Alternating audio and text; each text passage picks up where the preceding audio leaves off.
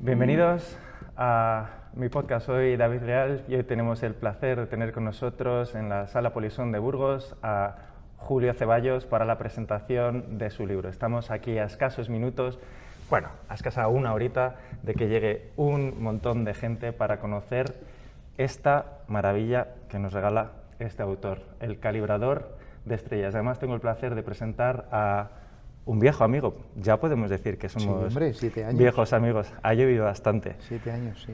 Entonces, estoy muy contento de poder tener esta conversación Yo también, hoy. Bienvenido a Burgos, Julio. Muchas gracias, siempre es un placer volver a Burgos, donde tengo muy buenos amigos. Además, yo soy de Reynosa, o sea que me siento muy en casa aquí. El frío, esta cultura, esta forma de vivir, sí.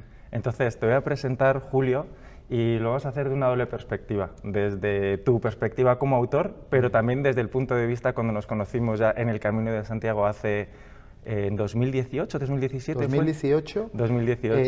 Enero 2018. En enero. Febrero 2018. Entonces ya ha llovido bastante y en ese momento tú no tenías publicado ningún libro, pero no. Yo ya veía cuando nos conocimos los dos con el atuendo de peregrinos ahí en el albergue de Güemes, pues, con Ernesto. El señor Ernesto Bustio Crespo. Y yo dije, este hombre promete un montón. Dije, en el Camino de Santiago conoces gente muy interesante. Y en tu libro también cuentas historias de encuentros casuales, sí. Que tienen hasta un término en chino para denotar esas casualidades cósmicas, sí. Desde las que surgen nuevos desarrollos. Igual este libro no habría ocurrido sin una serie de encuentros, ¿no? Y Julio, te has convertido para mí en una especie de embajador de China en España, una especie de Marco Polo moderno. ¿Te lo han dicho esto alguna vez? No. Pues es que... Pero bueno. Mira el paralelismo.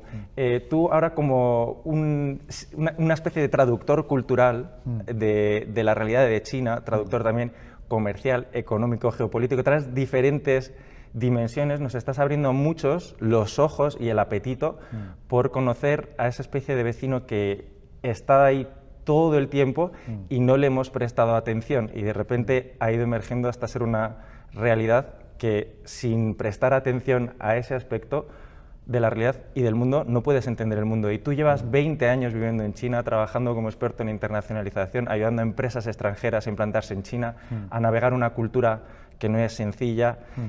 Has escrito, este es tu segundo libro, el primer libro, Observar el arroz crecer, ha tenido mucho éxito. Ha funcionado. ¿Cuántas ediciones lleva? Ahora sale la 6ª. Pues eso se puede considerar casi un bestseller. En España sí, donde, por cierto, España es el país del mundo con mayor cantidad de publicaciones per cápita. ¿Ah, sí? Sí, y de hecho el número de lectores per cápita está descendiendo. Entonces, el mercado editorial está convergiendo hacia un patrón, un paradigma muy parecido al que ya viene dándose en el mundo de la poesía desde hace años. Y es que, ¿quiénes leen poesía? Los que escriben poesía. ¿Quiénes escriben poesía? Los que leen poesía. Entonces, poco a poco, me temo, no sé si es bueno o malo, no es malo, pero tampoco es excesivamente bueno, todos los que leen acabamos escribiendo. Y los que escriben, evidentemente escriben porque leen. En fin, la pescadilla que se muerde la cola. Y esa faceta tuya de poeta, que a mí siempre me ha gustado mucho, me ha llamado mucho la atención, se nota mucho en la escritura del libro, que no es un ensayo sesudo que simplemente te plantea ahí una tras otra una serie de conclusiones que es solo proteínas sin condimento, sino que tiene un verbo, una narración que leerlo de verdad, sinceramente ha sido muy, muy placentero. Me alegro. Y te felicito por ello. Y decía lo de Marco Polo porque en el siglo XIII hay un libro, lo voy a mostrar, en este libro... Madre mía, vaya... Luego dicen que yo... ¿Qué escribes tochos? Tu libro es pesado. Estos son destellos de la historia mundial de Nehru, lo escribió el primer presidente de la India desde la cárcel y cuenta una perspectiva de Europa no eurocéntrica, una perspectiva realmente del mundo desde la perspectiva de un no occidental. Y decía que en el siglo XIII Europa empezaba a salir de la Edad Media y fue la época de las cruzadas a Tierra Santa y fue la época en que Marco Polo viajó a China y trajo como aire fresco, una perspectiva de otra cultura. Y fue la época también en la que surge el gótico, en la que la arquitectura se hace más aspiracional, va más hacia el cielo. Y lo marca como un punto que es un despertar, en el que Europa empieza a marcarse metas a más largo plazo y hasta las catedrales son edificaciones que tardaron varias generaciones, incluso siglos, en construirse. Entonces yo creo, por eso para mí entonces ahora conocemos mucho más de China que entonces, pero nos acercas la mirada de una manera que no nos habíamos planteado porque tú has vivido 20 años en China y eso te ha transformado. Tú has analizado, casi diría obsesivamente, la realidad de China y ahora tienes una mirada diferente y entiendo que si te has dedicado a escribir estos libros es porque sientes la necesidad de contar cómo has cambiado tú. Entonces, me gustaría que empecemos, vamos a entrar en el contenido del libro y en las reflexiones que hace sobre qué podemos aprender de China, pero creo que tiene más sentido si empezamos desde un punto de vista más personal. Cuentas en el libro que en 2003 estabas viviendo en... No, 2003 estaba en Viena. En Viena, luego estabas en Bielefeld, en Alemania, ¿no? Antes en Bielefeld, luego en Viena, luego en China, sí. ¿Y cómo empieza tu historia de China? ¿Por qué decides irte allí y por qué decides quedarte? Bueno, lo primero de todo... muchas gracias por invitarme a tu podcast. Enhorabuena por el trabajo que estás haciendo, que es fantástico. Hacen falta más espacios como este, de comunicación, de intercambio de ideas, de debate y de puente, ¿no? Has dicho dos palabras que son muy grandes y con las que yo no me identifico porque me siento incómodo en esas dos etiquetas. Una es Marco Polo, por el amor de Dios. Pero yo creo que es la misma función, no comparemos a los personajes. Bien, mejor. Y segundo, autor. Y es verdad que claro, cuando escribes libros, al menos ya son plural, libros, pues eres autor. Con la palabra autor, bien, me parece, sí soy autor. Ahora, escritor, a mí me gusta mucho leer y me gusta leer a gente que escribe bien. Y cuando abres las páginas de un libro y sigues y eso vuela, ¿no? Entonces es cuando te das cuenta de que la palabra escritor es una palabra que a mí personalmente me queda grande. ¿Cómo termino en China? Bueno, pues es una historia de búsqueda. Yo he sido una persona a la que le ha gustado siempre explorar porque no tuve nunca las cosas muy claras. Es decir, hay quien cuando llegas el primer día, primero de carrera, te dice yo siempre quise estudiar Derecho, y te lo dice el primer día de carrera, el segundo curso, en tercer curso, y termina y te dice esto es lo que yo quería, ¿no? Y lo sé desde los 10 años, o hay quien estudia medicina y lo sabe desde los 12. Bien, pues yo no. Y fíjate que eso yo creí que era una maldición, el no tener las cosas claras, ¿no? Porque quien tiene las cosas claras emplea su energía y su tiempo y su esfuerzo de manera mucho más productiva, porque tiene una meta, claro. Entonces no necesita dar palos de ciego, y es verdad que yo he dado muchos palos de ciego en la vida, pero no. Hay un álbum de Manolo García que publicó yo creo que 2003 o 2004, que se llama Nunca el tiempo es perdido. Y eso yo he tardado pues 25 años en aprenderlo, casi 30. Nunca el tiempo es perdido. Todo lo que haces en la vida, por lo menos hasta los 30 o los 35, te diría que incluso hasta los 45 que tengo hoy, todo aporta, todo suma. Y hoy es el día en el que yo doy gracias y me siento profundamente afortunado de no haber tenido las cosas claras, de haber tenido que probar muchas cosas diferentes, haber tenido que tocar muchos palos, haber tenido que dar de alguna manera muchos más bandazos que quienes tenían clara la meta, porque eso me ha permitido explorar más, conocer a gente como tú, que no hubiese conocido de otro modo. Yo soy un tío en el fondo muy a piñón fijo y con mis muy pocas certezas, que cada vez son menos, cuando tengo una me aferro a ella y como que voy un poco con orejeras. Bien, pues el no haber tenido durante décadas las cosas muy claras me ha obligado a hacerme muchas preguntas, a trabajar mucho mis propias dudas y a explorar. Y en ese proceso de exploración surge China. ¿Cómo surge? Bueno, pues con una beca. Yo pido una beca de internacionalización.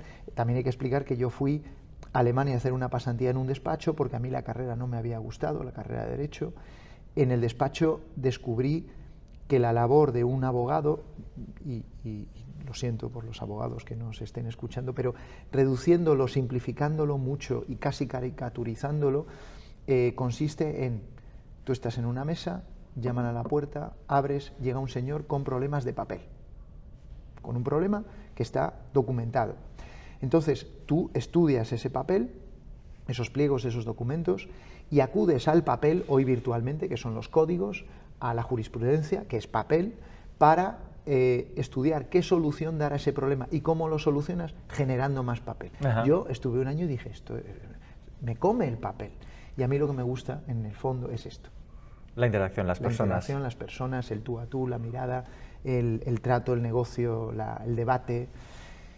Había estudiado una carrera de Derecho con especialidad económica, entonces antes de tirar la toalla, no de tirar el título, pero sí de tirar la toalla en lo que a carrera de jurista respecta, decidí ir a Viena, donde había hay un programa de prácticas en el Ministerio de Justicia, en el que tú durante 3 meses trabajas con un fiscal y durante 6 con 2 jueces de diferentes instancias. Entonces, tuve la oportunidad de ver el juego político desde prácticamente todos sus ángulos, el del abogado, el de la fiscalía, el del juez. Y dije, efectivamente, esto es apasionante para quien le apasione, a mí no me apasiona, me voy. Me voy, cierro, hoy puedo decir que lo cerré con cierto conocimiento de causa, a quienes les apasiona no les saques de ahí porque les entusiasma ese trabajo, y decidí apostar por el comercio internacional, y qué mejor que con una beca de internacionalización y de promoción del comercio exterior en una oficina comercial de la Embajada de España, y dónde mejor que en la que prometía, con buen motivo, ser próxima nueva potencia mundial, la gran fábrica del mundo, y me fui a China. Pues es curioso porque tú te ves a ti mismo como alguien que ha dado muchos palos de ciego, pero yo te he visto como alguien que estaba haciendo una apuesta muy firme por China y por profundizar en un campo de conocimiento de la realidad antes de que estuviera de moda, porque seguro que en aquel momento, en 2004, muchos de tus compañeros no elegirían China como destino, y este es un tema que te tiene que interesar muchísimo para asesorar a empresas, para analizarlo tanto, para escribir sobre el tema, para leer sobre el tema, y para mí es como que pusiste las palas del molino donde tú lo sentiste y el río pasó justo por donde tú las tenías puestas, y ahora eres una voz muy autorizada en España para hablar, la gente te pregunta. Y la gente quiere saber tu visión, porque no todo el mundo, ni mucho menos, tiene 20 años de experiencia de meterse en la lengua china, la cultura, la mente y en el nivel que tú lo has hecho. No, pero te voy a corregir. Mira, tú tienes 8 años menos que yo. Y tú en el 2005 tenías 17 años. Un chaval de 17 años que hubiese identificado en el 2005 que China iba a representar lo que ya representa. Sí, es un chaval muy lúcido, es un chaval con las cosas muy claras, es un chaval capaz de mirar a largo plazo de una manera casi preclara. Pero yo tenía 25 y con 25 años no había que ser un genio, ni había que ser un visionario, ni un gurú para en el 2004 entender hacia dónde iba el futuro. 4 años antes de los Juegos de Pekín. Correcto, pero por eso te quiero decir que ni soy un visionario, ni soy un vanguardista, ni soy en absoluto un pionero en nada. ¿Quiénes fueron los pioneros en China, en España, españoles? Los que llegaron a China a mediados de los 80. Esa gente sí. Esa gente lo vio, vio el tiro parabólico, yo no. Y hay, ahora que ambos nos movemos en la esfera germana, hay un elemento diferencial, y lo tengo en casa.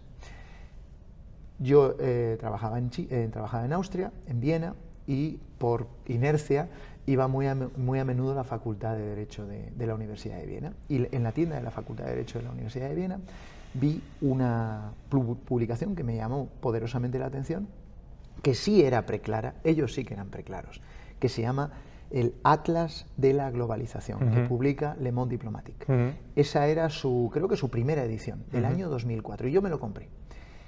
Y en el Atlas de la Globalización se definían, es acojonante, porque eso sí que era una verdadera bola de cristal. Le Monde Diplomatique en el 2004 definía las que han precipitado, las que se han materializado en las grandes megatendencias de los últimos 20 años. Y ahí estaba China. O sea, lo veía un ciego. Eso sí, tenías que leer ese tipo de publicaciones, tenías que estar un poco al loro de la prensa más mainstream, no. Pero, hombre, si rascabas un poquitín, lo encontrabas. Entonces, yo aposté por algo, pero no fui ni mucho menos de los primeros que apostó. Y luego se han confirmado todos esos vaticinios. Mira, te recomiendo que leas el libro de Nehru, porque decía en 1930 que él veía signos de declive de Occidente y signos de emergencia de Oriente por la efervescencia cultural y artística que había. ¿Ah, sí? Decía que, por ejemplo, en el Renacimiento italiano era como una especie de precursor, de un anuncio de un periodo de hegemonía de Occidente por esa inquietud, esa efervescencia cultural y artística. Y decía que en 1930 ya, que él veía un agotamiento de las tendencias artísticas y culturales y pensaba que a largo plazo, y mira lo que era China o la India en aquel entonces, pensaba que preconizaba que el final del siglo XX o siglo XXI sería de Oriente, se desplazaría el eje hacia Oriente. O sea que hay gente que lo ve desde Sí, pero desde mira, antes fíjate, no es por contradecir a Nehru, pero hoy precisamente lo que le falla a ambas civilizaciones, porque lo son milenarias, pero sobre todo a ambas superpotencias emergentes, India y China, es soft power. O sea, no hay todavía una sola tendencia pop que haya globalizado de cuño chino o de cuño indio. Bollywood, tío, solo lo entienden los indios. Sí. Y como Bollywood hay multitud de ejemplos que viralizan en China, pero no salen de China. No hay un K-pop, por ejemplo, claro, que es como coreano. Corea del Sur. No hay un manga como Japón, japonés. claro, es lo que estaba pensando. Exacto, les falla. Entonces yo todavía estoy por ver un movimiento equivalente al punk, ¿vale? Que surge en el declive del Imperio Británico, ya en las postrimerías del Imperio Británico durante la época Thatcher, que vuelve a poner al Reino Unido en el disparadero, en la vanguardia musical y de movimiento disruptivo artístico, ¿no? No, todavía no lo hemos visto. Yo estoy convencido de que surgirá, pero todavía no. Y sin embargo, ¿por qué te fascina a ti tanto China como para decidir quedarte, como para decidir analizar tanto este tema? ¿Por qué es un pozo del que sacas tanto petróleo? Bueno, porque es un pozo sin fondo. Para empezar, es un pozo sin fondo. Pero te voy a hacer otra matización. Antes has dicho, eres de las voces más autorizadas en España para hablar de China.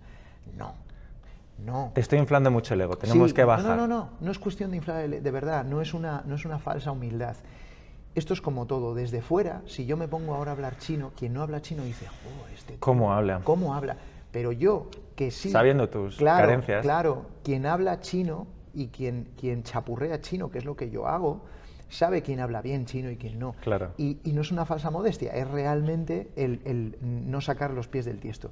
En este país hay 3 centenares de personas que conocen más China, que han estudiado más China, que tienen un conocimiento más riguroso. Lo que pasa es que es cierto que gente de 45 años hoy, que tenga 20 años de experiencia autobiográfica en China de desarrollo de negocio, o sea, no dando vueltas por ahí claro. en China, sino habiendo desarrollado negocio para empresas de cierto relieve, no hay muchas, no soy el único, vale. Somos varias docenas. Pues, y ahora voy a cómo decido quedarme allí. Pues mira, ya puestos a contarte anécdotas personales, esto fue, claro, hay que explicar que yo ya llevaba 5 años viviendo en el extranjero, antes de pisar China. Todas experiencias en la esfera europea. Yo me consideraba un tío absolutamente eurocéntrico. Es lo que me interesaba, es con lo que me identificaba. Entonces aterrizo en China sin tener prácticamente ningún tipo de contexto, sin haberme dado tiempo, porque la beca me la concedieron meses antes, sin haberme dado tiempo a equiparme suficientemente, ¿no? Y a las 2 semanas de llegar, en una conversación con mi madre, claro, por algo es mi madre, ¿no? Por algo nos han parido. Yo hago un comentario que ella identifica como ostras, y me pregunta, pero a las 2 semanas de llegar me dice, pero ¿qué pasa? Porque la beca era de 1 año. Me dice, al cabo de 2 semanas, pero entonces, ¿qué pasa? ¿Esto va para largo? Y yo a las 2 semanas de llegar en China, la digo, sí, esto van a ser 2 o 3 años. Lo vi de inmediato. Cuando has estado en entornos más afines, como el alemán, como el finés, claro.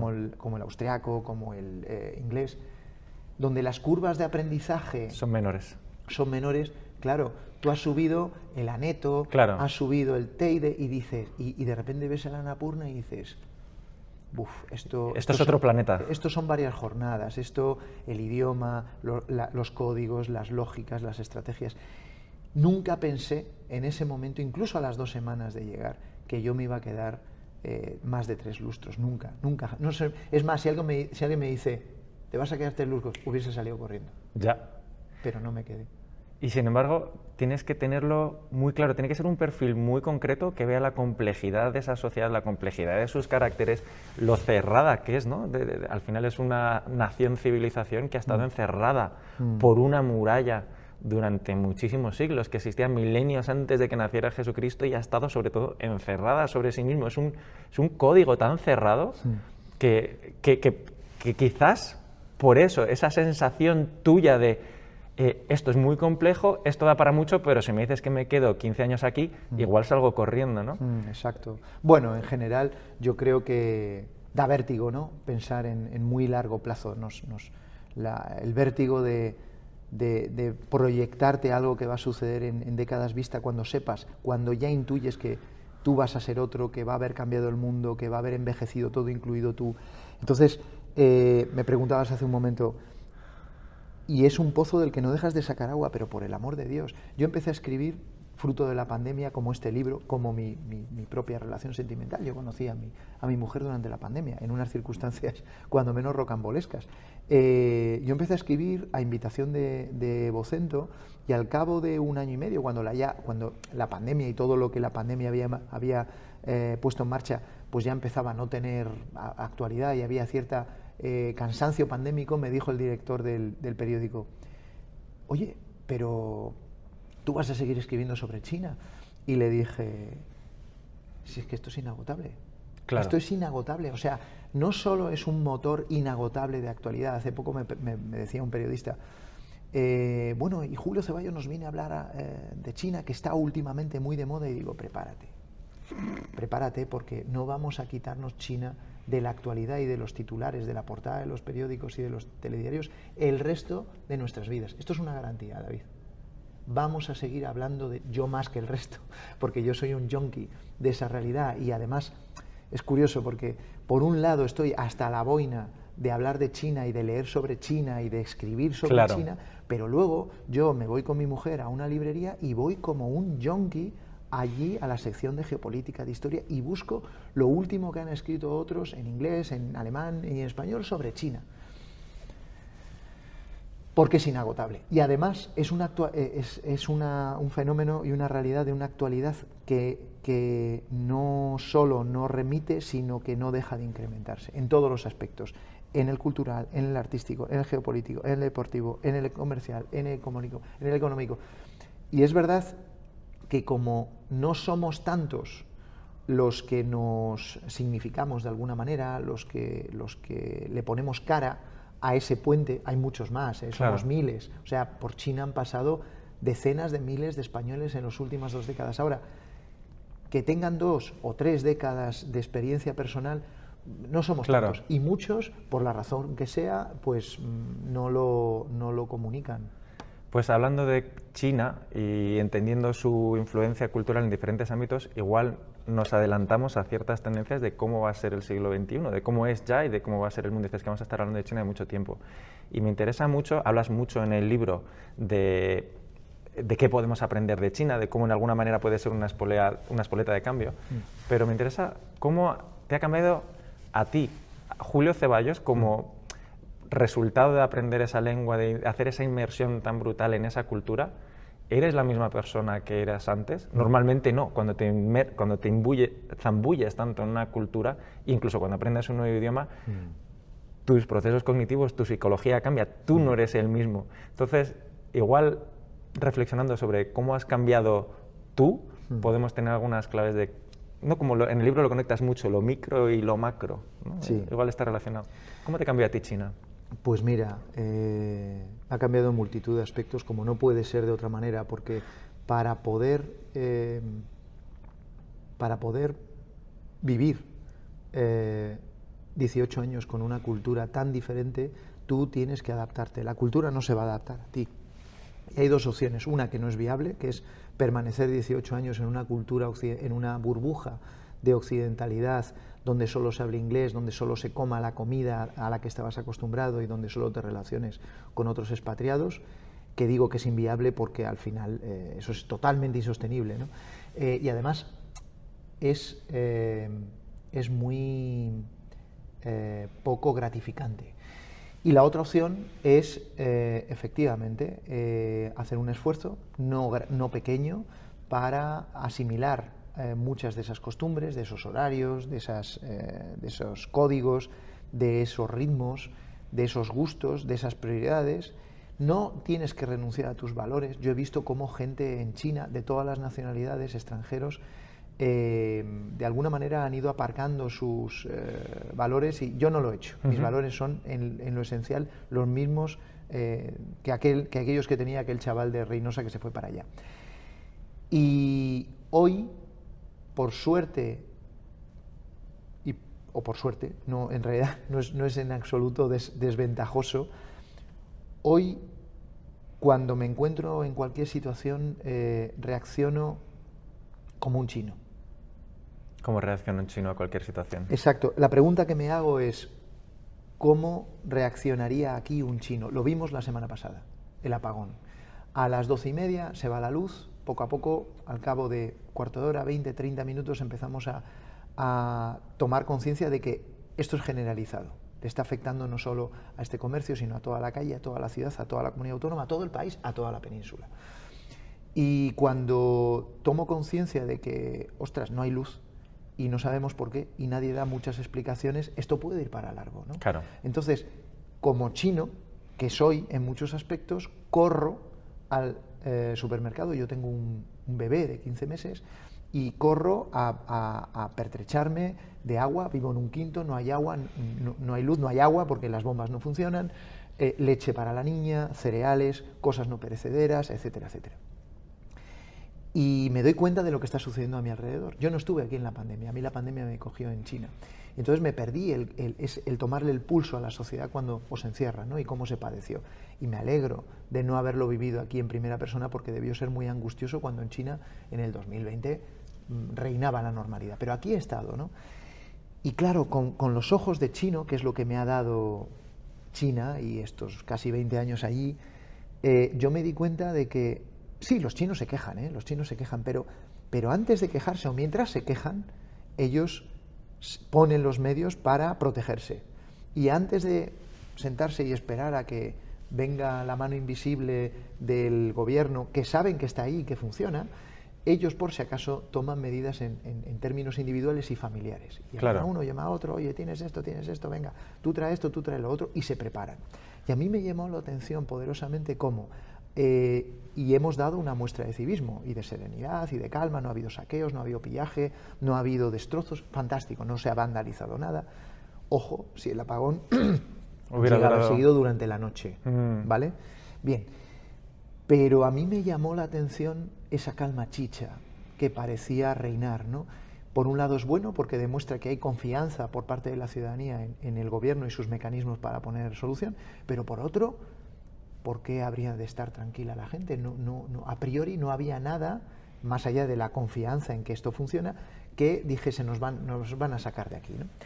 Y me llamó la atención la falta que había de mentalidad colectiva. Los chinos automáticamente, antes que quejarse ellos, piensan en cómo le está afectando esto a esta ciudad, a este país, cómo puedo contribuir yo a amortiguar un poco lo que está pasando, ¿no?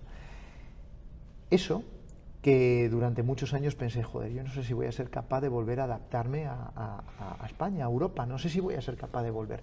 Hoy es mi mayor herramienta de trabajo. ¿Por qué? Porque el mundo se parece mucho más a cómo lo miran los chinos que a cómo lo miramos los españoles y los occidentales, por una cuestión puramente aritmética. Claro, Occidente, los occidentales somos el 12% de la población mundial.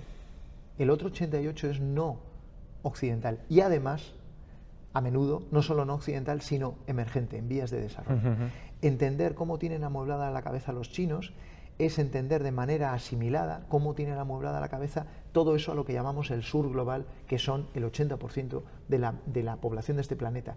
Y como se está dando una convergencia entre peso demográfico y peso económico y comercial, entender los mecanismos, las lógicas, las estrategias de gente como los chinos te ayuda a entender mucho más fácilmente cómo piensan los sudafricanos, cómo piensan los brasileños, cómo piensan los indios. Desde qué posición ven el mundo, ¿no?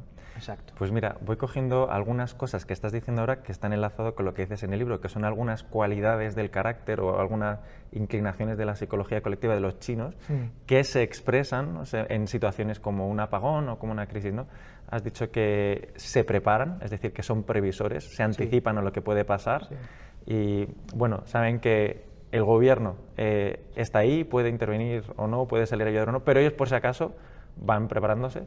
Luego has mencionado varias veces como una dimensión o una concepción del tiempo distinta, ¿no? Mucho más a largo plazo, no tan inmediatista como podemos no lineal, tener. además no lineal. Más circular. Sí, sí, el tiempo como algo que para nosotros nuestro tiempo empieza con el nacimiento y termina con la muerte, ¿no? Claro. Para los chinos no porque ellos se perpetúan en aquellos que les suceden. A mí una china, muy buena amiga, la pregunté una vez, y además con toda la confianza y con toda la buena intención, la dije, clase media, ¿eh? Clase media un poco alta, la dije, oye, ¿por qué los chinos estáis en esa vorágine de acumulación? ¿Por qué nos basta, una vez tenéis 2 pisos, con tener 3 pisos, 4 pisos, 5, 2 coches, 3 coches, 4 coches? Y la respuesta me pareció absolutamente reveladora y muy disruptiva desde nuestra lógica. Nosotros partimos, porque seamos o no ateos, creyentes, nuestro ADN cultural sigue siendo, nos guste o no, judeocristiano, partimos de la premisa bíblica de que los últimos serán los primeros. Pero los chinos no. Para los chinos tienen meridianamente claro que los últimos serán los últimos.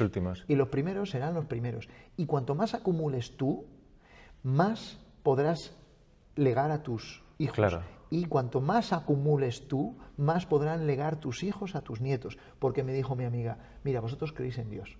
Y como creéis en Dios, creéis que hay una vida ulterior en la que se van a redimir vuestros pecados y en la que todo lo que no hayáis conseguido en vida lo vais a conseguir allí. Nosotros no tenemos esa concepción de Dios y del cielo. Creen en una vida ultratumba, pero en términos muy diferentes. Entonces, ¿sabes qué? De momento lo único que sabemos es que hay esto. Así que acumula aquí, acumula en vida cosas contantes y sonantes, porque de lo que haya más allá no nos podemos fiar. Son muy pragmáticos los chinos. Es curioso, porque por una parte dices que son como muy colectivistas, ¿no? Que son capaces de unirse todos en torno a un propósito común, y por otra parte ese comportamiento parece como muy individualista, ¿no? Como que quieren acumular lo máximo posible y piensan delegarlo a la siguiente generación. Y déjame hacer un apunte ahí.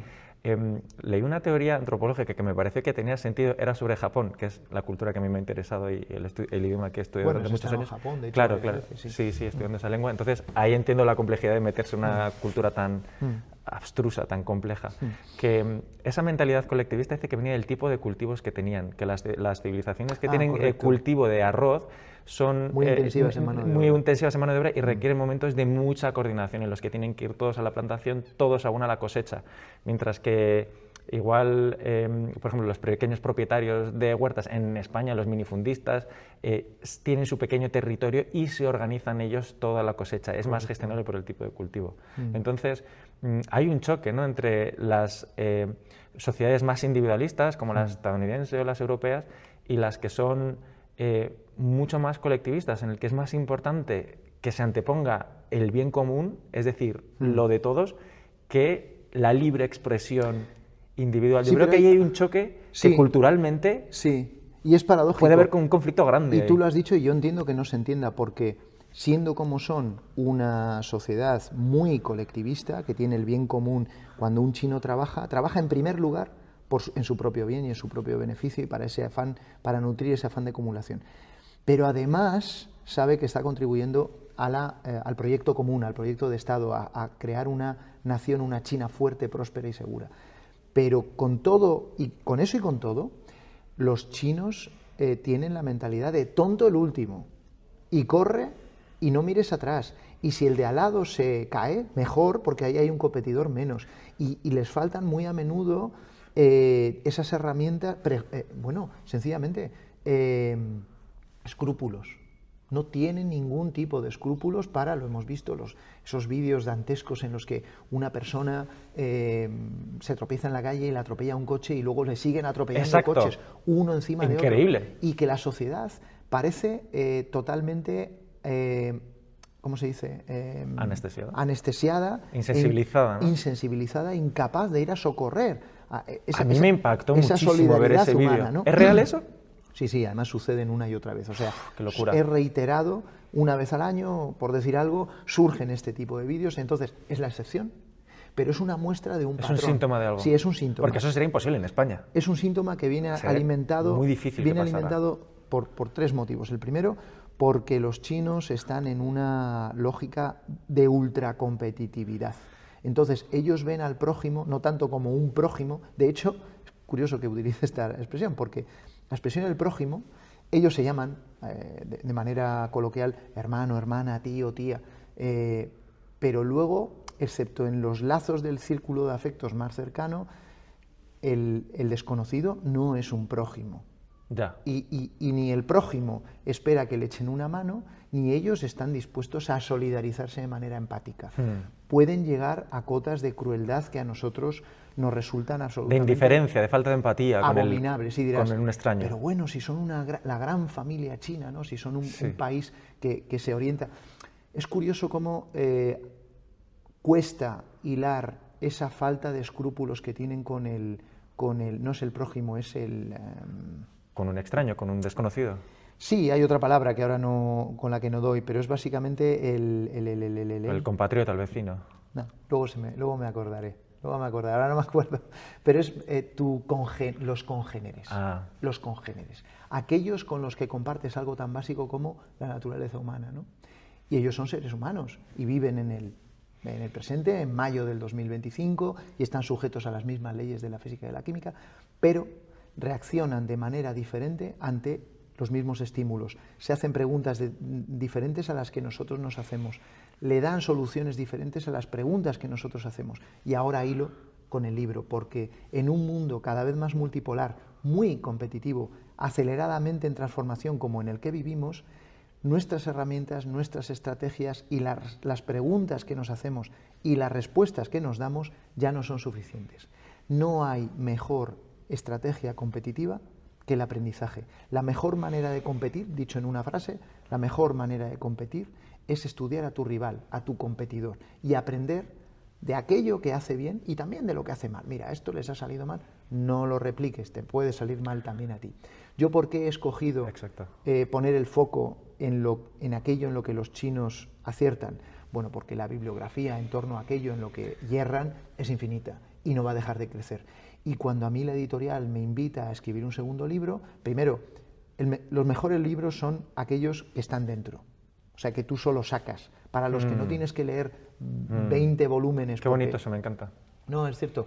Escribir un libro de libros, aparte de que suena hueco y es un poco funny, es un poco fake. Inauténtico. Sí, inauténtico. Es un refrito. Es un refrito. Los mejores libros son aquellos que tú ya tienes dentro, y hay una bibliografía inmensa en este libro. O sea, yo he leído mucho para armarlo, pero coño... Pero necesitaba sacarlo de dentro. Pero sobre todo para... Lo tenías dentro ya. Sí, para documentar y apuntalar todo eso que yo intuía o creía a base de vivir en China y convivir y trabajar con chinos. Coño, a ver si estoy diciendo alguna barbaridad, claro. Y si alguno otro, apuntalarlo con tesis más rigurosas, porque yo no soy un tío... Sí. Yo no soy académico, no soy teórico, no soy investigador, yo soy un tío que desarrolla negocio. Entonces, claro, como Marco Polo, que era un comerciante. Vaya con Marco Polo. Si estuviese aquí Marco Polo diría, pues este tío no se parece nada a mí. Bueno, en cualquier caso, entonces, aparte de aquello de lo que yo quería hablar, yo hago un pequeño estudio de mercado editorial y me doy cuenta de que de China se habla cada vez más, desde muy diferentes prismas.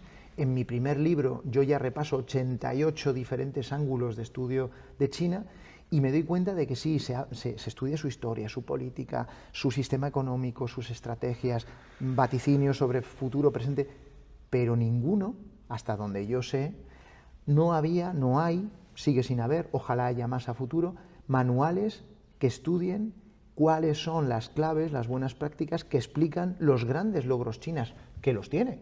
O sea, es una población, es un país que ha sacado 800 millones de personas de la pobreza. Es algo absolutamente insólito. Sí. Pero además, es que es un sistema que no Occidente, o no Occidente todavía, pero el sur global, todo eso que no es Occidente, es un sistema en el que cada vez más se inspira y dice, espera un momento, que llenando todo de cámaras se soluciona el tema de la criminalidad y la delincuencia. A nosotros nos parece abominable. Tú pregúntale a una chica de México, Distrito Federal, Ya. o de Guayaquil, Bueno, o de Ciudad del Cabo. O de Londres, que puedes cruzar la ciudad de punta Bueno, a Londres hay punta muchas casi. cámaras, cuidado. Por eso, Sí. lo cruzas de ciudad de punta a punta y te pueden rastrear el recorrido Claro, pero que has claro, hecho. nosotros, para toda la reflexión que planteemos, estamos nosotros, España, Europa, es el invernadero, el maravilloso y milagroso invernadero en el que vivimos, en el que no hay depredadores, no hay bichos, no hay malas hierbas, utilizamos biocidas que son compatibles con la salud. El invernadero como metáfora de una realidad muy segura, muy controlada, que es con condiciones que no reflejan lo que hay allá afuera. Condiciones que son maravillosas, nunca tanta gente ha vivido durante tanto tiempo tan bien como en la Unión Europea en los últimos 30 años, pero esto es un milagro que ojalá seamos capaces de mantener durante muchos años, pero que no, como dicen en el Bierzo, no lo desecho. Esto no surge por generación espontánea. Esto es el fruto de un esfuerzo acumulado a lo largo de siglos que ancla sus raíces en no poco en el imperialismo y el colonialismo.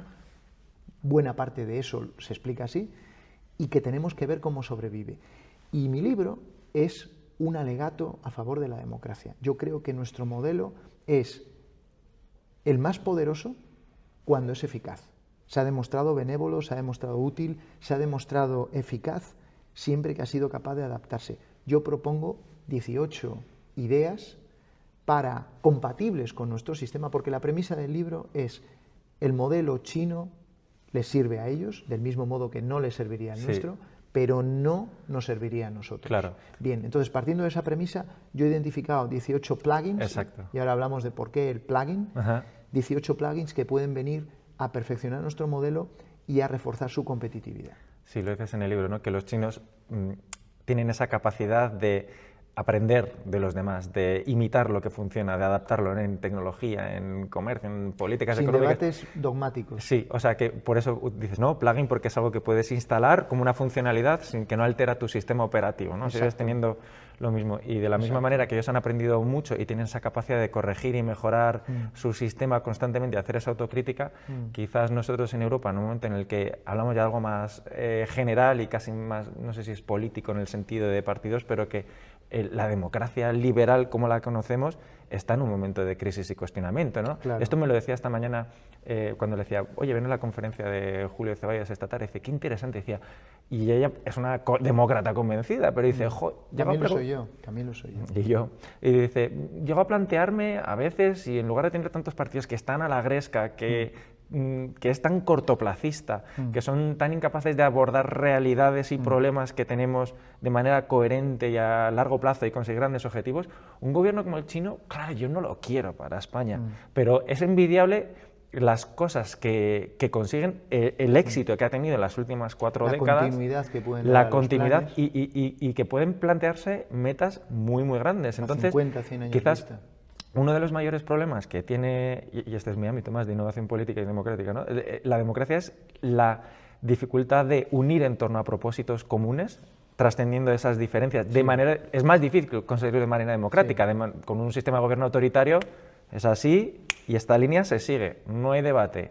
Pero igual una cultura como de que prevalezca el bien común de alguna manera o mínimo común denominador, por ejemplo, la política educativa que cambia como un péndulo cada legislatura, por ejemplo, eso es un problema. Un problemón. Y otra, el pensar a tan largo plazo, ¿no? Eso es algo que me interesa mucho de la psicología de los chinos, porque llevan, ¿cuántos años tiene la nación china? ¿5.000 años de historia? Ellos hablan de 5.000. Los historiadores no se ponen de acuerdo en si son 3.500 como mínimo, 3.500 o 5.000, depende de qué elijas como línea de continuidad. Idiomáticamente 4.000 y pico. Vale, milenios. Hablamos de 3.500 y culturalmente 5.000. Hablamos de milenios. O sea, entonces, para ellos estas últimas 4 décadas, este momento en el que han vuelto al poder, y lo dices en el libro, ¿qué representa para ellos? ¿Es un resarcimiento por las humillaciones de, por ejemplo, durante el siglo XIX y el pasado colonial? ¿Es es un momento que llevaban esperando, es algo por lo que han trabajado mucho y tienen ese orgullo y esa confianza de que el futuro, pero no hablamos de 10 o 20 años, sino igual 1 o 2 o 3 siglos, les pertenece. O sea, en la psicología colectiva china, ¿cómo están viviendo este momento de despegue tan brutal? Bueno, yo no hablaría de resarcimiento porque ellos creo, y les conozco bien, creo que no buscan resarcirse, pero sí buscan dignidad histórica.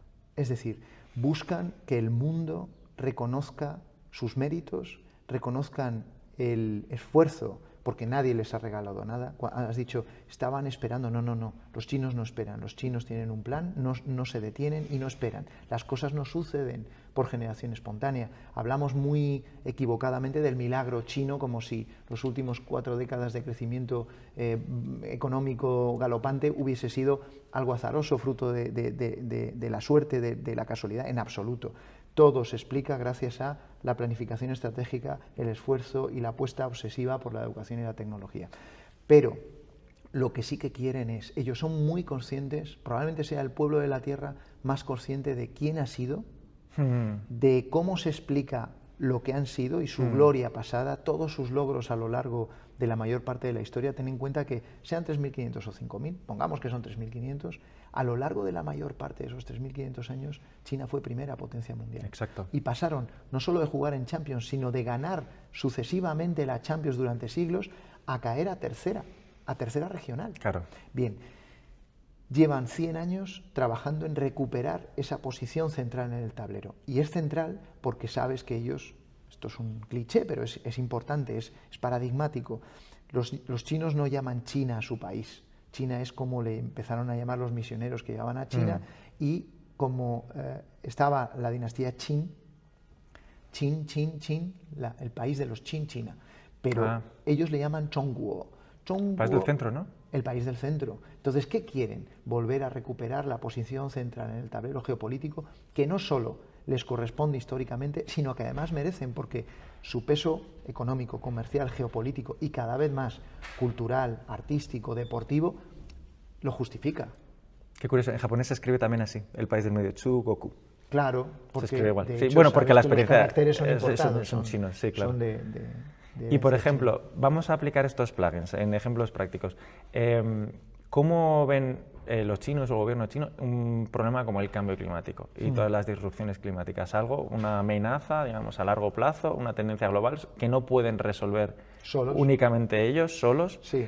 Y que entiendo que pensarán que puede ser una amenaza importante para ellos. Hay sequías, escasez de alimentos, inundaciones, fenómenos climáticos extremos, algo que podría amenazar su desarrollo y su hegemonía.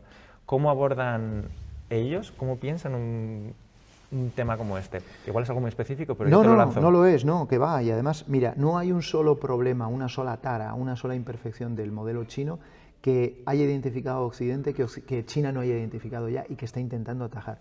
Lo que pasa es que, como dicen los chinos, no se puede hacer todo a la vez. Ya. Entonces tienen que ir abordando los problemas en función de la prioridad y del peso, ¿no?, de cada uno de ellos. China, en el crecimiento que ha tenido, sobre todo desde los 80 hasta el siglo XXI, ha sacado a mucha gente de la pobreza, ha generado un bienestar material insólito en muy poco tiempo, pero se ha dejado en la cuneta una factura de libertades, de derechos y también de deterioro medioambiental muy serio.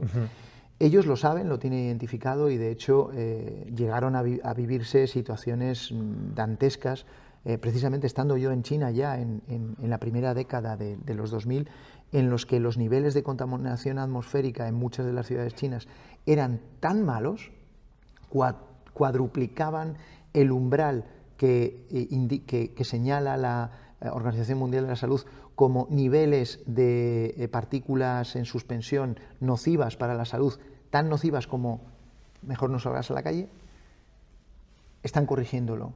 Y China, que se suele decir, y es otro cliché, que es un país de contrastes, y lo es, fíjate si es un país de contrastes, que más de la mitad de toda la potencia eléctrica de generación solar y eólica que hay en este planeta se acumula en China. China le lleva muchos cuerpos de ventaja al second player, al que sigue, ¿no?, en la transición ecológica. Y sin embargo, siendo el país que lidera la transición ecológica, que además produce todos los accesorios, todos los elementos que permiten esa transición ecológica, China es el país que quema más carbón. Las baterías de los coches eléctricos que vienen a favorecer un transporte más limpio se producen muy a menudo en fábricas alimentadas por centrales de carbón. ¿Cómo convive esto? ¿Y quieren corregir eso? No, bueno, lo están corrigiendo. De hecho, su objetivo de descarbonización para el año 2030 ya está conseguido. Van ¿En serio? por supuesto, van muy a la cabeza del resto del mundo en descarbonización. China va a lograr el carbon neutral, ¿cómo se dice esto? Neutralidad de carbono. De emisiones de carbono, ¿no? Sí, o la neutralidad en huella de carbono, mucho antes que ningún otro país de la Tierra. Hace poco tuve la suerte de presentar mi libro en Santander de la mano de Javier Cavada, que es el presidente de Mitsubishi Power para EMEA, el único occidental que ocupa un puesto en un comité de dirección y en un consejo de administración de una multinacional japonesa, una cosa insólita. Él lleva toda Europa, Oriente Medio y África. Y es un experto en generación de electricidad, en este caso de generación de electricidad de renovables. Y nos decía, olvídate, hay dos paradigmas. Está China como mercado y China como origen de esa enorme capacidad de generación eléctrica de renovables, y el resto del mundo. Tienen la tecnología, tienen la escala, tienen además la determinación, porque forma parte del 12º, 13º y 14º plan quinquenal. Fíjate, acabo de hablar de 3 planes quinquenales, es decir, hace 15 años que China ya está en una senda de descarbonización. Y pese a todo, sigue siendo el mayor emisor de gases efecto invernadero del mundo.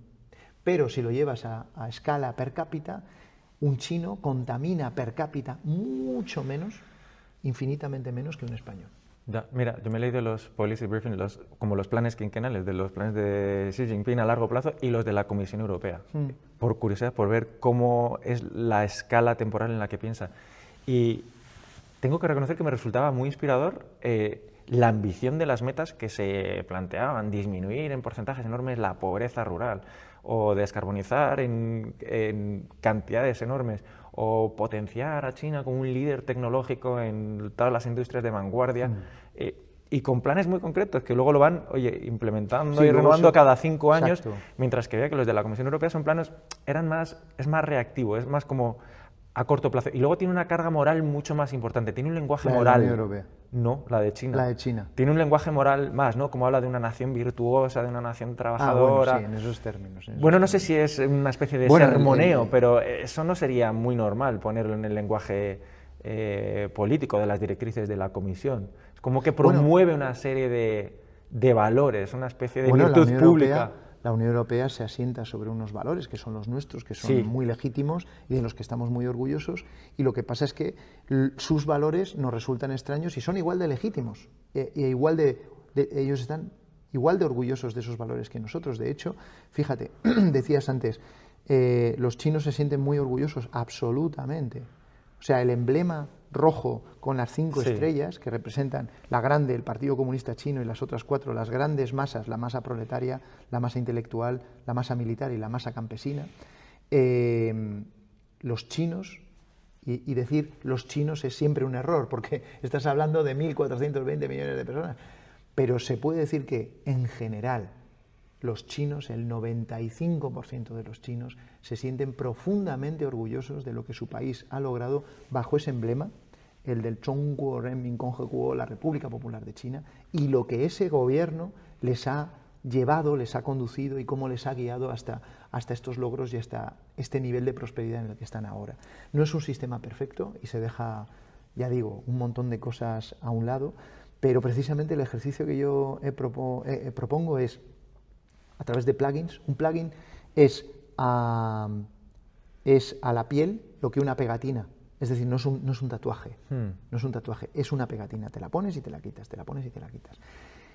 Estos aprendizajes de inspiración china no desvirtúan en nada, y además yo en nada animo a renunciar a ninguno de los pilares básicos de nuestro sistema: multipartidismo, democrático, participativo, liberal.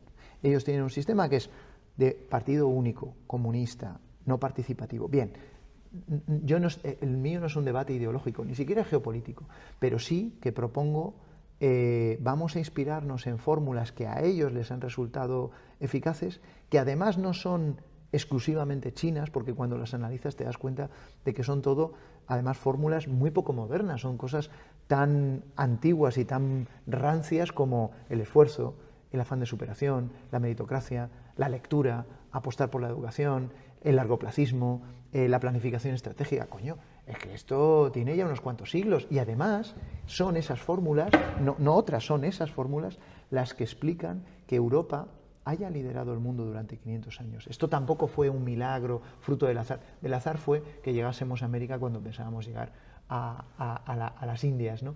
Pero también llegar a América fue fruto del esfuerzo y fue fruto de la planificación y de tener metas a largo plazo. Y sin embargo, todos estos valores que dentro de la tradición europea son valores más de la tradición del estoicismo, creo como que esos valores que representa China y que podríamos coger como el esfuerzo, la ética del trabajo a destajo, la planificación a largo plazo, etcétera. En Grecia, los dos modelos que eran Esparta y Atenas, Esparta tenía ese espíritu de disciplina brutal, ese espíritu guerrero, pero la mayor huella nos la deja Atenas, que era la ciudad más liberal, más libre pensadora, la que nos deja el teatro, la democracia, la filosofía, la escultura, las artes. Es decir, que lo que hace a Europa ser Europa y haber sido ese centro de creatividad y de efervescencia cultural e intelectual durante siglos, también han sido esos valores más blandos. O sea, a mí lo que me preocupa es que, digamos, el mundo es un mundo de lobos, ¿no? Tenemos aquí a Putin, un régimen autoritario, y encima era expansionista. China también es un modelo fuerte. Tenemos a Estados Unidos, que ahora está muy... Estamos rodeados de lobos. ¿Quién quiere ser un cordero en un mundo de lobos? Pero si tú te vuelves un lobo también, ¿cómo puedes luchar contra algo sin convertirte en lo que no eres? Y decías, Europa como un invernadero en el que tiene esas condiciones de vida, parecemos como estos europeos decadentes, acomodados, etcétera. Y puede que haya algo de eso, podríamos discutir sobre eso. Pero lo que hace a Europa ser Europa, por lo menos su tradición humanista, no es también el efecto dejar... Bruselas, ¿no? Sí, el faro.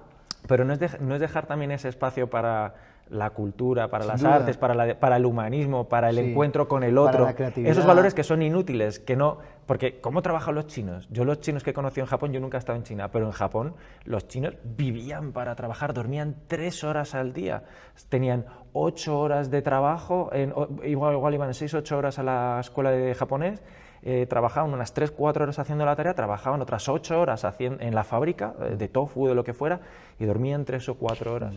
Claro, eran los mejores haciendo los ejercicios. Todos los días lo llevaban, igual los hacían mejor que yo, pero yo como español me relacionaba más con los japoneses, tenía más amigos, hacía más planes, tenía más relaciones, lo hablaba mejor yo. Sí, yo en ningún caso propongo renunciar a eso que nos hace auténticos y que nos hace singulares, y mucho menos a lo que hemos heredado, a esos logros conseguidos a través de esfuerzo, ¿no? A lo largo de siglos.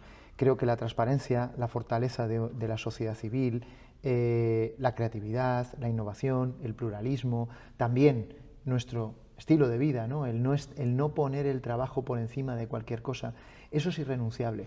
Pero creo que hay cierto bienestar que no solo es ficticio, sino que además nos adormece. Y la lógica de mucho de lo que cuento es que en este siglo XXI, no sé antes, probablemente tampoco, pero no hay atajos. Es decir, no da igual quién se esfuerce y quién no. No da igual leer o no leer. No da igual tener méritos o ser mediocre. No da igual el ser eficaz o no serlo. Este es un siglo que lamentablemente, y hemos inventado nosotros el juego, no espera a los rezagados. Es un siglo en el que o estás en condiciones de competir o sencillamente te quedas atrás. Y puede haber quien nos escuche y diga, bueno, yo me conformo con jugar pachanguitas ya, pero cuando has jugado en la primera división y seguimos en el G20, seguimos en el G20. España sigue siendo la 16ª o 17º PIB mundial, creo. ¿España está en el G20? Sí. Ah. Sí. No está en el G7. A veces estaba como invitado al G20, creo que. Bueno, ahí estamos. Quien ha jugado en primera división, luego cuesta bajar ya no a segunda, sino a regional o a división de honor. Cuesta, ¿eh?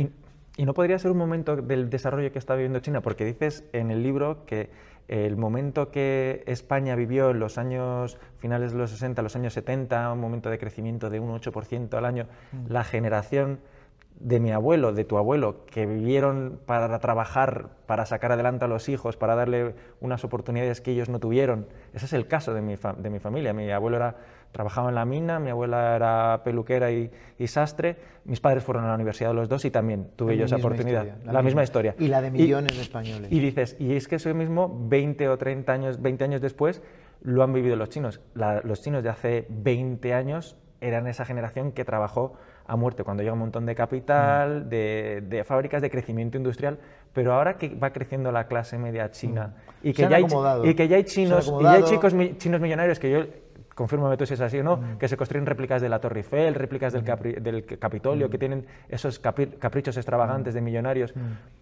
Como le pasó a Roma, ¿no? También, que empiezo con una ética muy disciplinada, muy estoica, pero en el momento en que se consolida como un gran poder, empieza a haber esa ética mucho más laxa. Sí, lo que pasa es que tienes que dejar a un lado los billonarios, porque no es un caso representativo, son muy pocos, aunque sean muchos, aunque haya 100.000 billonarios en China, hay 10 millones de chinos que tienen por lo menos 1 millón de euros en el banco. Bien, pero siguen siendo una fracción de la población china.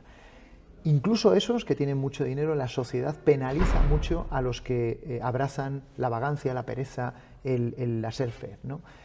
Y además, la mayoría de los chinos, incluso los que están en clase, los que ya pertenecen a la clase media, y este es un gran problema para el gobierno chino, siguen ahorrando un 30% de sus ingresos. ¿Sabes por qué? Sí. Porque no hay red asistencial, porque no hay un estado del bienestar, porque saben que... No se atreven a invertir.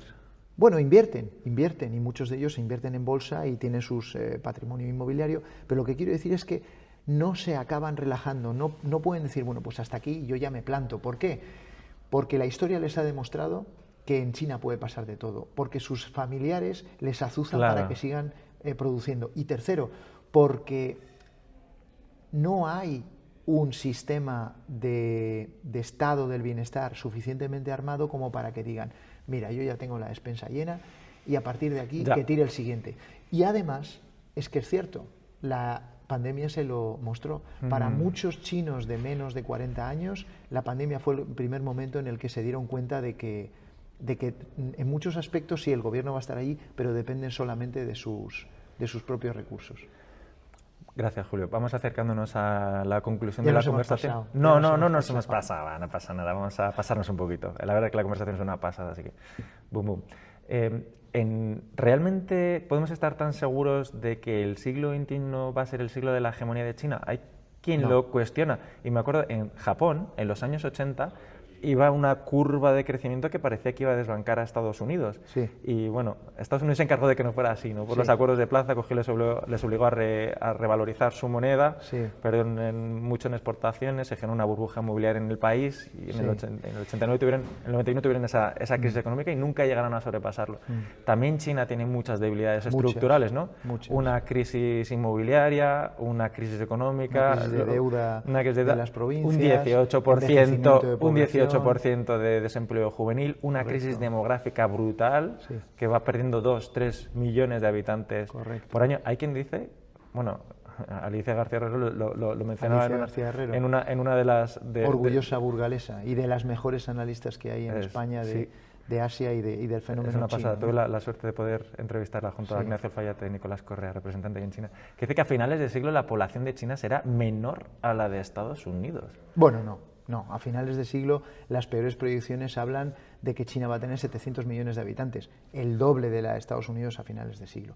Pero mira, con esto y con todo, y pese a todos los obstáculos, y a mí me han criticado que el subtítulo del primer libro, aunque esté funcionando muy bien y salga ahora la 6ª edición, era ¿Cómo habitar un mundo liderado por China? Joder, Julio, estás dando por hecho que van a liderar el mundo. Claro. Y esto no es determinista, efectivamente no lo es. No hay garantías de que en este siglo China vaya a liderar el mundo. Pero hay una cosa que tiene China que la hace absolutamente singular y que a mí me anima a pensar o me convence de su capacidad para acabar alcanzando las metas que se propone. Uno, son muchos y la cantidad cuenta. Claro. Aunque cada vez sean menos, son muchos y la cantidad cuenta. Y dos, es una población con la voluntad decidida de mejorar continuamente. Ya, En todos los potente, aspectos. eso es muy potente. En términos de desarrollo personal, en términos económicos, en términos de formación. Sí. Eso mueve montañas. No Sí, eso hay es muy otro bonito. país del planeta donde la población esté tan decidida y además no solo autoexigente, motivada, bien formada, sino bien guiada por un gobierno Claro. con metas claras, vamos a conseguir convertirnos en el país más próspero, más fuerte y más seguro del planeta. Igual no es este siglo, lo acabarán consiguiendo. ¿Tú has visto la muralla china? No he tenido el placer, pero lo haré. Quien ve la muralla china se da cuenta de Ya. la capacidad que tiene esta nación de sacar adelante los proyectos que se proponen, sean cuales sean las dificultades. Dos temas de actualidad, no podemos cerrar sin comentarlos. Uno, ¿cómo debe España, en tu opinión, posicionarse en relación a China, ¿no? El presidente del gobierno ha ido y ha visitado a Xi Jinping justo después, en el apogeo del clash, de la confrontación por la guerra de aranceles que ha empezado Trump. Y eso es un tema. Y dos, ¿crees que dará su brazo a torcer Xi Jinping y China con toda la coerción? 40%. Bueno, pues te respondo de a manera las dos, sintética. lo de España y lo de los La aranceles. primera, creo que la estrategia de España con respecto a China es acertada. Creo que la visita de Pedro Sánchez a Xi Jinping ha sido muy oportuna. Creo que posicionar a España como un negociador confiable, creíble, respetado, que sirva de puente entre China y la Unión Europea es una muy buena baza. Lo que pasa es que esto abre no un sprint, sino una maratón de décadas. Entonces tenemos que estar a la altura de manejar una situación y una relación que no siempre va a ser fácil, porque los chinos no regalan nada, pero sí conceden oportunidades a quien negocia en sus propios términos. Así que sí, posicionar a España como nodo, como puente, convirtiendo a China como lo que es, en un socio comercial y económico muy potente, creo que es acertado. Nos jugamos mucho, pero nuestro aliado no va a dejar de ser Estados Unidos. Entonces, aquí se trata de nadar y guardar la ropa, sin casarnos con nadie, sin convertirnos en satélite de nadie, sino manejar ambas situaciones. Y Donald Trump, no, Xi Jinping no va a dar su brazo a torcer, tiene suficientes cartas y suficientemente buenas, las tierras raras, la deuda americana en sus manos y todas las cadenas de suministro que pasan por su territorio o tienen origen en su territorio, para aguantar los órdagos que son en muchos casos faroles de Donald Trump. Home Depot y Walmart, los presidentes de Home Depot y Walmart ya se han sentado con Donald Trump hace 2 semanas y le han dicho: si los aranceles continúan 2 semanas más, en un mes las estanterías de nuestros supermercados van a empezar a aparecer vacías, porque no hay reemplazo a China. Entonces, yo creo que Estados Unidos sale perdiendo, todos salimos perdiendo. Creo que los aranceles no resuelven los problemas de Estados Unidos. La estrategia de reindustrializar Europa y América es la correcta, pero evidentemente no en un mes, no en un año, ni siquiera en una década. Entonces, yo creo que sí, todos salimos perdiendo, pero en el largo plazo, como está jugando otra partida, no de póker, sino de ajedrez, China sale ganando. La última pregunta. En el libro empiezas describiendo un encuentro que tienes con un tal Bob, un chino de una camisa de flores, cuando se retrasa, se cancela un vuelo, y le empiezas a preguntar que cómo es, bueno, trabaja en desarrollo de superconductores, una empresa china en Estados Unidos, y a mí me recuerda el oráculo de Matrix, ese personaje, increíble. Las respuestas que da son alucinantes, y le preguntas tú a él que cómo es ese dream future, ese futuro soñado, es decir, en el mejor de los escenarios posibles, en su desideratum, en lo que le gustaría ver que sucediera en el futuro. Y además habláis de que los dos tenéis una hija y piensas que la hija de él, la hija del chino, tendrá la certeza de que vivirá Yo mejor que su todavía no padre. la tenía. Bueno, ni él la tenía todavía. Sí, eso es, estaban en camino. Y la hija del español, esto ha sido el año pasado. Quizá no viviría mejor que su 2023. padre. Vale. Yo a ti te conocí también por fortuna. Nos Sí. conocimos en un albergue y nos mandan Uno una de esos foto de cómo encuentros. estamos hablando y diríamos, ¿qué carajo ha pasado entre ahora y ese momento? Entonces tú para mí es como ese Bob que yo encontré, y te lanzo la pregunta que tú le lanzas en el libro. ¿Cuál es tu dream future? Tu escenario, tu futuro soñado en el que dirías en El soñado, 20, en 30, o pon el horizonte temporal que tú quieras? ¿El deseado o el probable? No, el deseado. Hombre, el deseado es que Europa reaccione a tiempo, tome con audacia, con cohesión y con determinación las medidas que tiene que tomar, que son las que han apuntado Mario Draghi o Enrico Letta, y algunas de las que yo planteo aquí, recuperar la cultura educativa, redignificar el valor de la educación, incorporar parámetros meritocráticos a la función de gobierno, planificar a largo plazo de manera estratégica, volver a fomentar y a dar importancia y valor a la cultura del esfuerzo, al afán de superación, y que Europa, tomando esas medidas, vuelva a poner en forma, tú que haces ejercicio sabes de lo que hablo, el músculo de la competitividad, el músculo de la innovación, el músculo de la eficacia, porque este país, España, y este continente, Europa, tienen todavía mucho que decir. Es decir, estamos en condiciones, hoy no, pero podemos estar en condiciones, si no de volver a liderar el mundo, que no lo vamos a liderar, sí de al menos seguir siendo un actor relevante. Ese es mi escenario deseado. Además, el mundo necesita que Europa sea fuerte por 3 motivos. Primero, porque sería el contrapeso ideal para mantener la paz mundial. O sea, si no hay un hacer de contrapeso, exacto. Exacto. Segundo, porque nuestros valores creo que le hacen falta al mundo, como hacen falta al mundo también valores confucianos, pero es importante que nosotros, el efecto Bruselas sea lo que muchos esperamos que sea, es decir, seguir siendo un faro democrático del mundo. Y tercero, porque la Unión Europea es un ejemplo de convergencia política que, como acabo de decir, ha generado el mayor grado de bienestar y de abundancia para la mayor cantidad de personas durante el mayor tiempo posible. Hay un libro de Mark Leonard que dice ¿por qué Europa liderará el siglo XXI? Y en realidad lo que quiere decir es ¿por qué que Europa lidere es bueno para el mundo? Si el mundo se pareciese más a Europa, tendríamos un mejor mundo. No es casualidad que tantos inmigrantes intenten entrar aquí. Ahora, el reto es cómo lo vamos a mantener.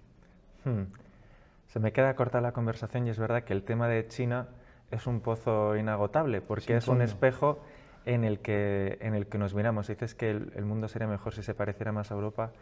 Veamos que Europa, ¿no? Eso creo que nos pone un espejo, vemos un espejo que nos plantea muchas preguntas, y a mí se me queda corta esta conversación. De hecho, te emplazo a que quizás podamos continuarla por otros medios o por otros canales. Lo haremos. O planto la semilla de eso, que Europa, y también confrontarnos el modelo, por ejemplo, de inteligencia artificial de China y el de España, la cuestión del largoplacismo y cómo trasladarla al modelo democrático, en fin. Para esa conversación a mí me gustaría que invitaras a un gran amigo, no es burgalés, se llama Borja Las Heras, y aparte de ser, cosa que no soy yo, un analista político y un gran entendido en geopolítica, cosa que no soy yo, es un gran amigo, ha sido asesor en Moncloa, es asesor ahora en Bruselas, es observador en la guerra de Ucrania y es un tipo que tiene una mente panorámica con respecto a estos temas. Yo, lo cierto es que como me dedico a lo que me dedico, una vez me sacas de China y ni siquiera en China, bueno, voy dando tumbos. Pero yo quiero darte las gracias por haber escrito este libro. Animo a todo el mundo a leerlo. Gracias a ti. Es súper ameno, está muy bien escrito. Es un libro que yo considero inolvidable porque es muy colorido, pinta un mosaico de escenas y de reflexiones que me abre muchos más interrogantes de los que me cierra. Muy bien. Entonces, no habría imaginado yo cuando te conocí en el camino que sostendría este libro, que es bastante, hace 7 años. Bastante pesado, pero sabía que eras un tío muy interesante y me alegro esas casualidades cósmicas que nos han llevado a este lugar. Gracias a ti. Yuanfen, dicen los chinos, Yuanfen, que es el azar justificado, aquello que sucede por una causa. Aquí lo dejamos. Gracias, Julio.